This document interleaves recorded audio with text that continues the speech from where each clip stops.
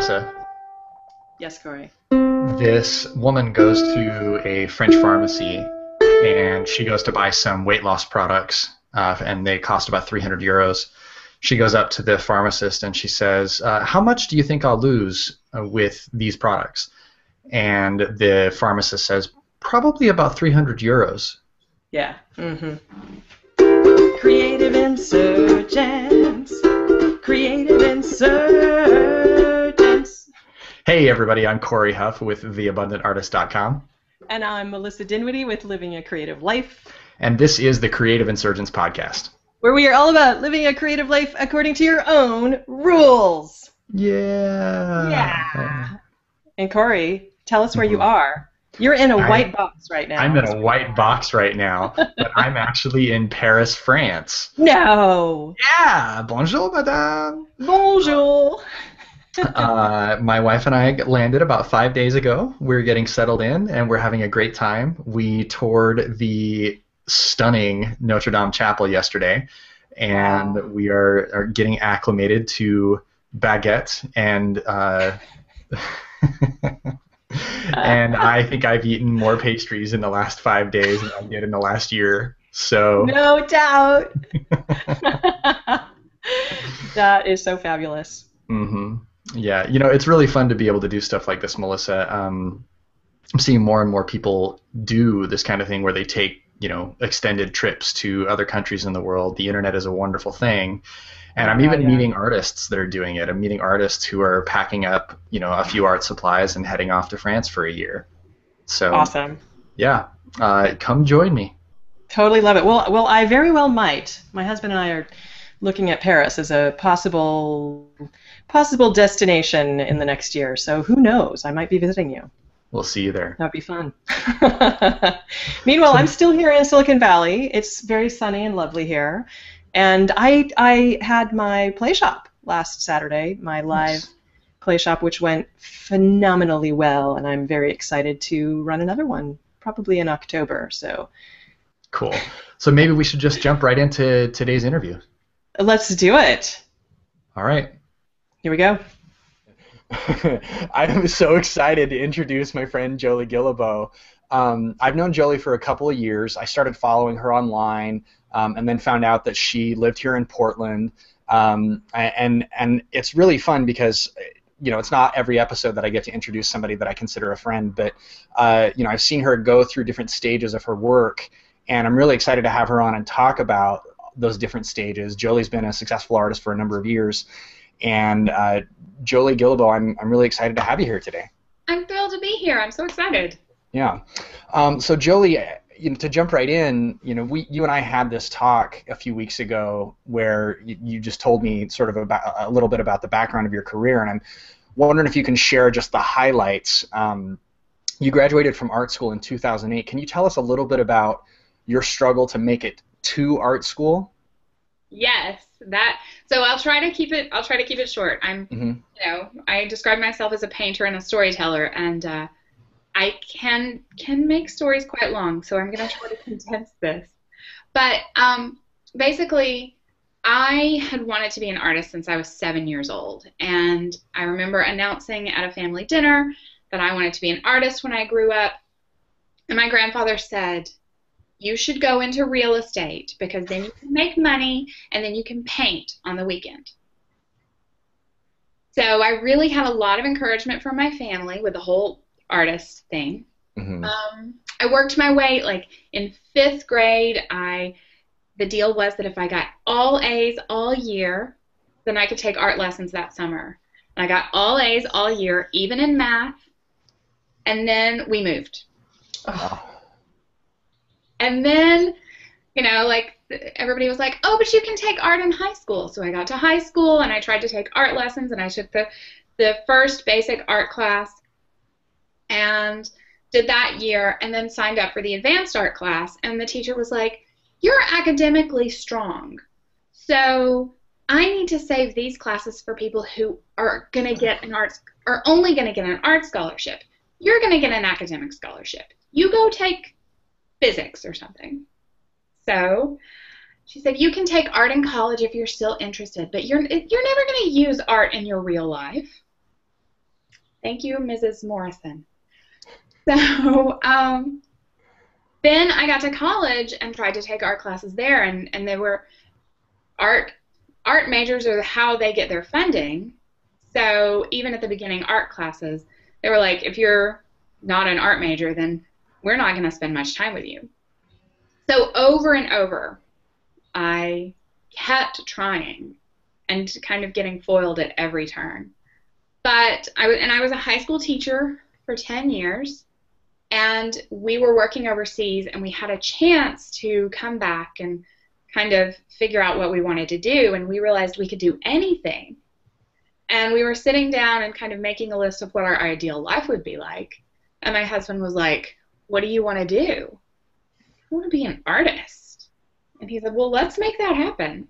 So we moved back to Seattle and he enrolled in grad school at the University of Washington, and I enrolled in a small private art school. Nice.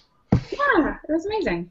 And so then you finished in 2008, and what happened to you immediately after you graduated? And I'm sure that a lot of people who went to art school are going to identify with this story. I fell apart. Basically, I didn't know what to do because I was so wrapped up in the idea that anything an artist did had to be big. It had to be, there had to be a deep concept or some sort of crazy soul work involved. And I just kept getting stuck. I would come up with an idea and think, oh, well, that's not big enough, or that's not good enough. And I didn't paint or draw for an entire year. Yikes. Yeah, it kind of sucked. Melissa, you talk a lot about this kind of stuff, about getting stuck in that anti-creative space. Oh my God, yeah. and it's so easy as artists and creative beings to let your own fears and stuff stop you from doing whatever it is that you want to do. Right. Because for me as an art student, I had spent so much time working to, the goal as an art student is to please your professors. Right. So you've got this internal judge happening that is what would your professor say? What does he want? And then you kind of finish and you're out in the world on your own, and that voice doesn't matter anymore, but it's still there. Mm-hmm. So it's, that transition from art student to artist was a difficult one for me. I'm thinking of all these people that I've talked to who have told me exactly what you just told me. So how did you find your way out of that morass? I just decided that I was going to do something, anything, every single day. Sounds familiar, right, Melissa? Oh my God, yeah. I just didn't care. There would be something, and I made a public commitment to do that. Mm-hmm. So I emailed all of my friends and family in January of 2010 and said, I'm going to start painting every day for the next 100 days. I'm going to paint 100 paintings. And that's how I began. Yeah, and then you really started to pick up momentum, right? So that was 4 years ago. Yes. What's happened since? Okay, so I did that first 100 paintings series, and 87 of those paintings sold. I got nice.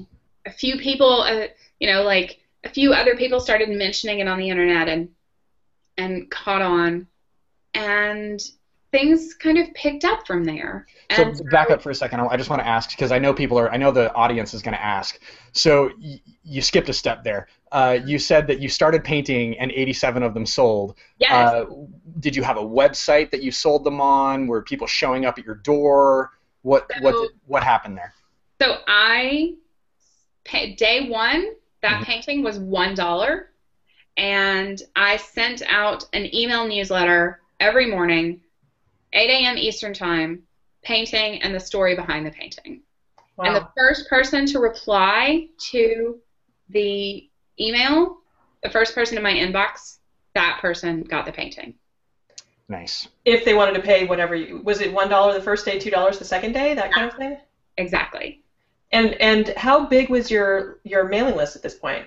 The day that I began, my first email went out to 42 people. Cool. So, Nice. and then, So you, it was $1, $2, $3, etc. You sold 87 of them. So not a ton of money, but how did you $5,000. feel?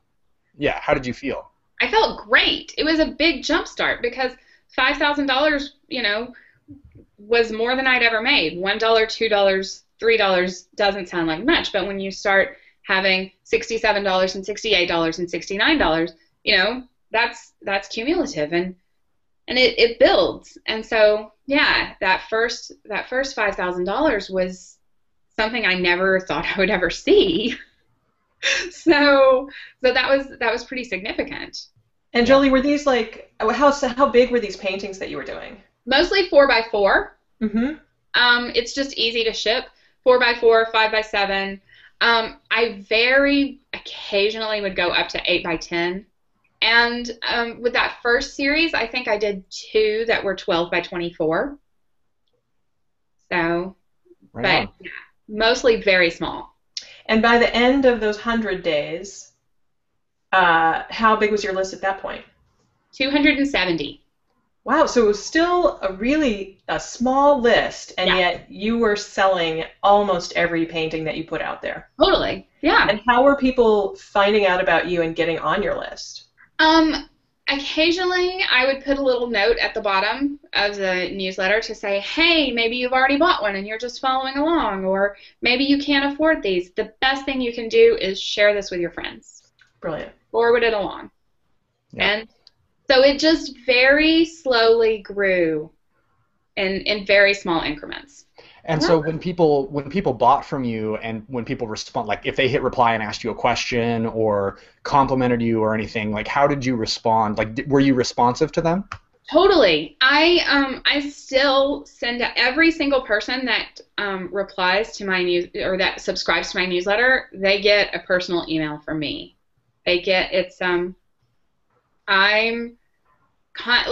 Those relationships, part of the reason that I turned down that gallery when I did, which is later on in the story, but part of the reason I turned that gallery down is because I felt like I would have to sacrifice those relationships. And those relationships are much more important to me than the money is important, clearly. I need to eat and I need to buy paint. But those relationships are big part of my motivation for doing this. Yeah. So I want to talk about the relationship thing, and I want to talk about you mentioned a minute ago that you decided you're just going to paint, and whether you had a great idea or not. Mm-hmm. And so you finished that first set of 100 paintings, and then you went on and you started facing down gremlins like one at a time. Exactly. I want to hear how you did that, like what your thought process was there, because I love this. So basically what happened is I finished that first 100 series, and 87 of them had sold. And I was like, okay, so now I'm making things, and then I'm selling them. That's like the basic definition of artist. At least for me it was. So, but I still didn't feel like an artist. It hadn't internalized. Because I had this, this idea in my head of, what a real artist is, and it's that guy outside with a beret, painting outdoors. Like, that's a real artist. So then I committed to 100 plein air paintings during the wettest summer on record. In Oregon, that's saying something. So we had 21 days of rain in a row, and I was just like, I was out there with my umbrella and my French easel, just trying to stay dry, trying to keep the painting from looking terrible.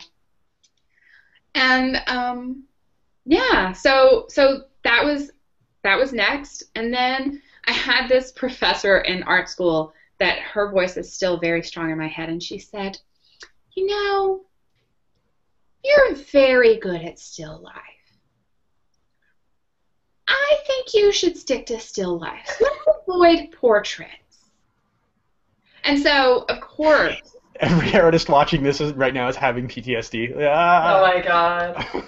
So of course, like, I finished the landscapes and I'm like, okay, I still don't feel like an artist because artists do paint portraits. Portraits. So I did 100 portraits. And then, I went back to, I just kept working my way through. Real artists can paint abstract. They have strong concepts and real, okay, well, let's do a series of 100 abstract paintings. Let's tell the story behind those. So I just kept working my way through that. I just kind of had this list. A friend of mine, Jen Lee, she calls it my Kill Bill list. That Pulp Fiction. But basically, and I haven't even seen Pulp Fiction, but she says that I'm just like working my way through. These are my gremlins, and I'm just gonna slowly eliminate every single one of them. Brilliant. I love this. So and during that whole process, like each 100 painting series, you were continuing to send them out via email, and people would continue buying them. And so you were building this art career where your pieces were selling for progressively more and more money. And how did you price the second and the third series of 100? So the second series, the landscape series, I did those as pay what you will. Mm-hmm. And it was a really interesting experiment because people were very hesitant to place a value on the work. They didn't want to insult me. And so I kind of was very clear in my writing. My motivation for doing this is that I want my work out in the world. I want you to have the work.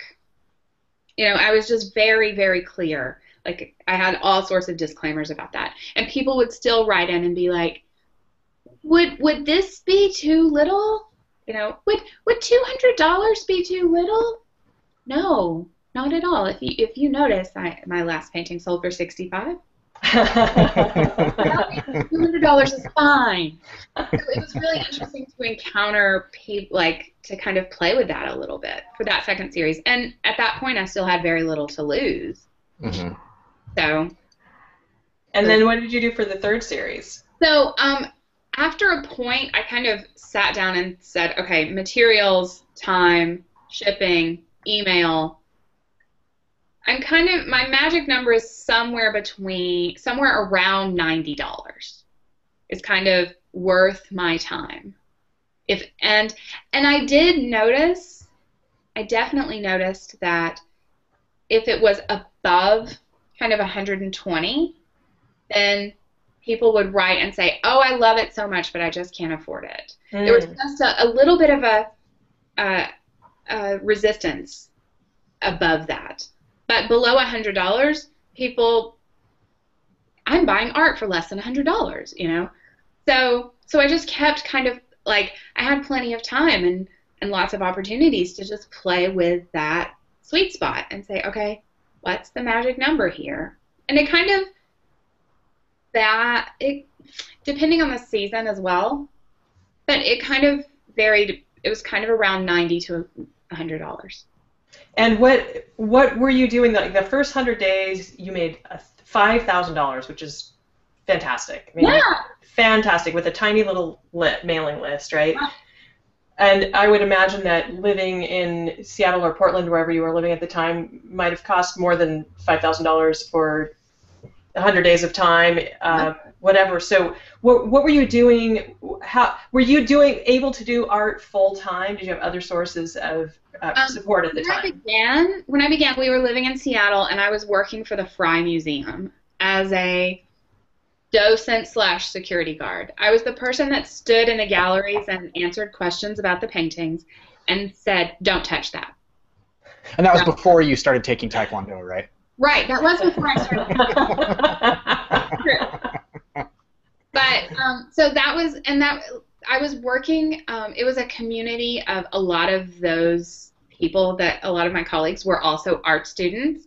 So that was a nice transition. They were either beginning artists or art students, and so we kind of had a nice community around that. And then when we moved to Portland, I worked as a I worked as an assistant for someone for a while, and I kind of just found whatever. I was teaching knitting in a yarn shop, working at a yarn shop for 20 hours a week occasionally. I would pick up, or, for a while we needed health insurance, so I picked up a few more hours, and then we got a better plan, and I was able to go back down to 10 hours a week or so.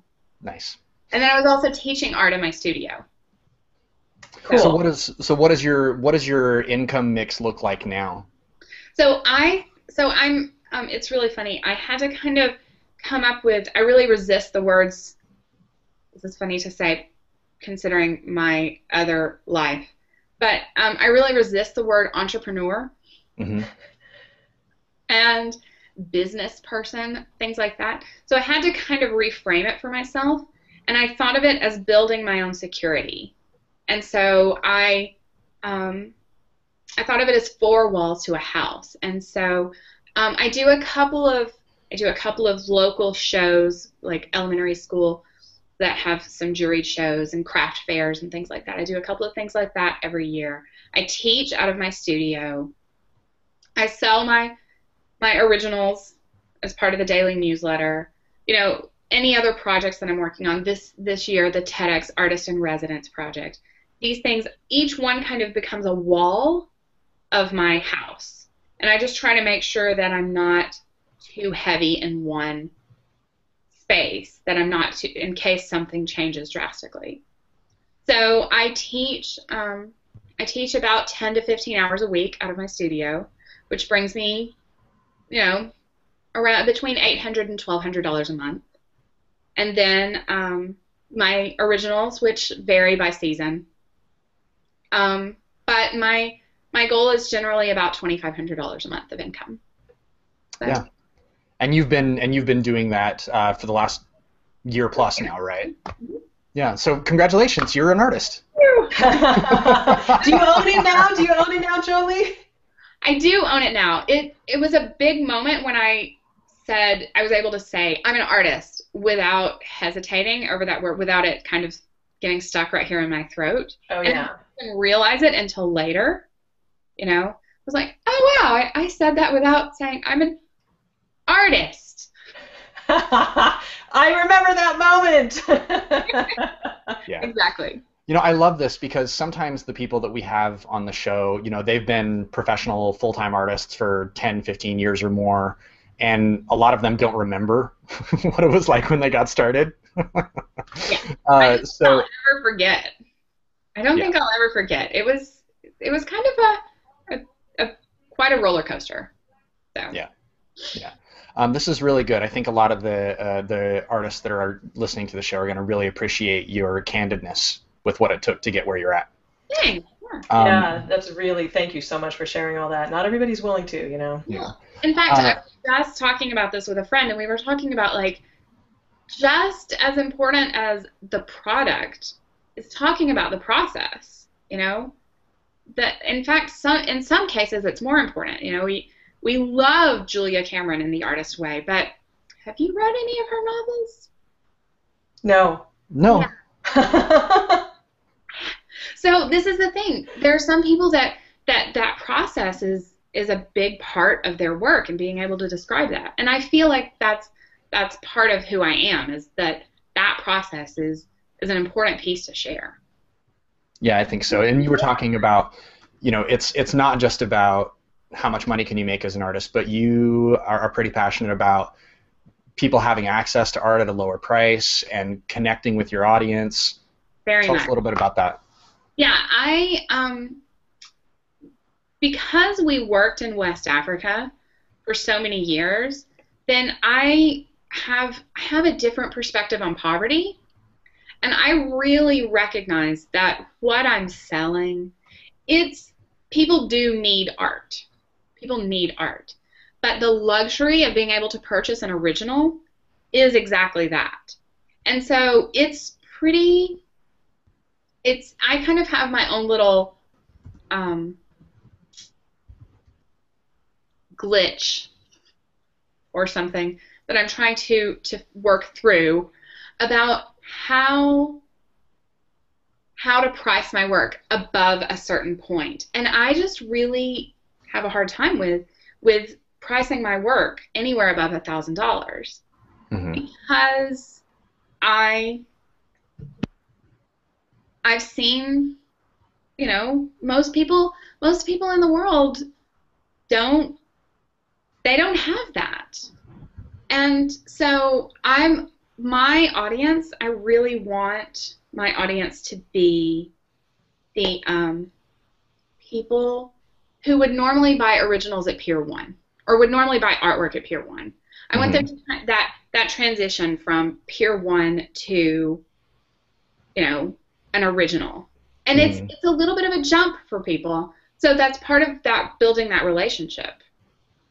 So it's really important to me. I really like the idea of my work being the first real artwork that somebody purchases. That makes and it also doesn't preclude you from at some point making more expensive work for an audience that has the resources for that, right? Exactly. You can do both. Exactly. I have done commissions where, you know, and one person has given me $3,000 and I'm quite happy to do it.